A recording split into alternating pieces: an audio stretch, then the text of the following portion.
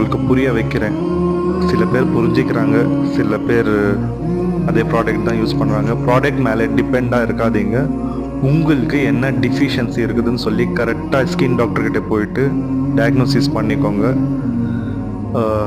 மறுபடியும் வந்து நான் இந்த ஸ்கின் அண்ட் ஹேர் ஃபாலோடைய என்னென்ன ரீசன்னு சொல்லிடுறேன், கொஞ்சம் நோட் பண்ணி வச்சுக்கோங்க. அந்த ரீசனுக்கு எப்படி ரெக்டிஃபை பண்ணணும்னு சொல்லி நான் அடுத்த வீடியோவில் சொல்கிறேன். அது வரைக்கும் ஃபாலோ பண்ணி வச்சுக்கோங்க. விட்டமின் ஏ கம்மியாக இருந்தாலும் ஹேர் ஃபால் ஆகும், அயன் கம்மியாக இருந்தாலும் ஹேர் ஃபால் ஆகும், ட்ரைனஸ் ஆகும். ஒமேகா 3 ஃபேட்டி ஆசிட், ஒமேகா 6 அந்த மாதிரிலாம் கம்மியானா, ப்ரோட்டீன்ஸ் கம்மியானா இந்த மாதிரி வந்து ஹேர் ஃபால் ஆகும். கெராட்டின் கம்மியானா ஹேர் ஃபால் ஆகும். ஈவன் விட்டமின் சி கம்மியாக இருந்தாலும் ஹேர் ஃபால் ஆகும்.